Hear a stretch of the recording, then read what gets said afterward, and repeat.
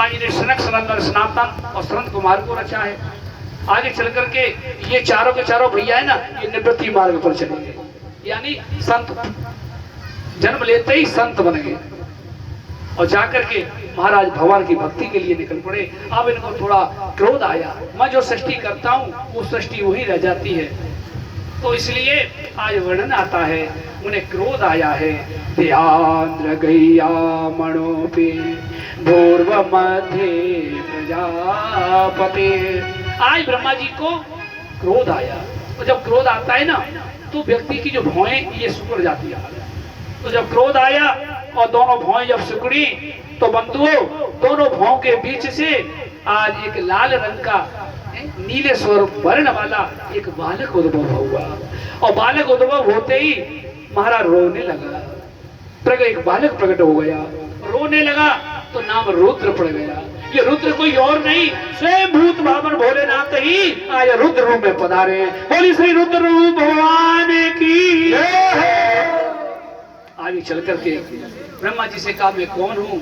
ब्रह्मा जी ने कहा तुम रुद्र हो, तुम्हारे एकादश नाम होंगे, एकादश रुद्राणियों से तुम्हारा विवाह होगा। अनेक अनेक नाम और विस्तार से यहाँ कथा को वर्णित किया, श्रवण कराया है। आगे चल करके फिर महाराज इन्होंने सृष्टि करी और उनमें इन्होंने आज 10 ऋषियों की सृष्टि करी है। उन ऋषियों की सृष्टि करते हुए वर्णन आता है। मरीचि अंगिरा तस्य पुलस्तः पुलः क्रतु भृगु वसिष्ठ दक्षस्य दक्षमास्तत्र नारद।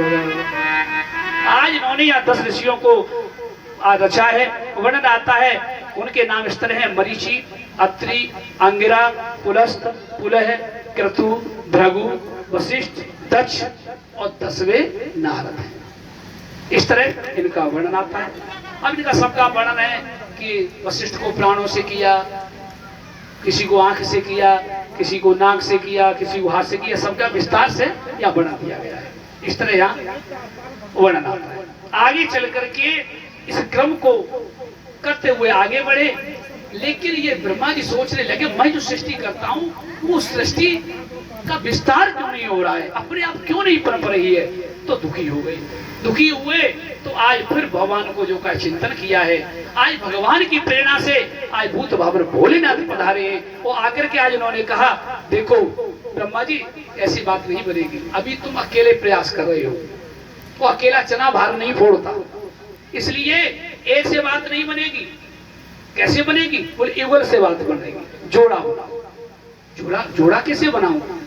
तो आज शिव ने कहा मेरी तरफ देखो, आज शिव रूप तत्व ने अपने शरीर के 2 भाग किए, जिससे ये बायां भाग शिवा हुआ और दायां भाग शिव के रूप में परिणत हो गया। पूरी शिव शिवा भगवान की। देखा ब्रह्मा जी, क्योंकि उस शंकर भगवान की दायां जो शरीर है वो शिव कहलाए और बायां जो अंग है वो शिवा के रूप में परिणत हो गया। ब्रह्मा जी ने कहा अच्छा ये करना है। आज ब्रह्मा जी ने भी आज प्रभु का ध्यान किया और अपने स्वामी का ध्यान करके शरीर के 2 भाग किए। तो 2 भाग में से जो दायां भाग है पुरुष कहलाया और बायां भाग नारी। जो दायां भाग पुरुष है और वही मनु हुए और बायां भाग जो है नारी के रूप में वही शत्रुपा कहलाई। बोलिए एक बार शत्रुपा की। इस तरह यहाँ वर्णन आता है।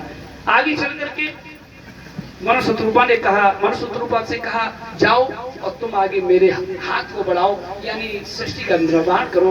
उन्होंने कहा सृष्टि का निर्माण तो करें, लेकिन ये डालो तो मुझे व्यक्ति की करें, व्यक्ति डाले कहाँ, क्योंकि अभी जगह तो है ही नहीं हमारे पास। भाई कहूँ कोई काम खोलो, फैक्ट्री खोलो, कहाँ खोलने, कोई प्लॉट तो होए, तो धरती तो है ही नहीं। तब याद आया अरे हाँ धरती तो है ही नहीं। तब यहाँ पर आई ब्रह्मा जी को भगवान की प्रेरणा से छींक आई और उस छींक के द्वारा नाक के मार्ग से आज एक बरा के बालक का उद्भव हुआ। वो बरा अरूपी बालक है ना, वो बढ़ने लगा। वो बरा कोई और नहीं, स्वयं नारायण ही बरा रूप में पधारे हैं। बोलिए बड़ा भगवान की।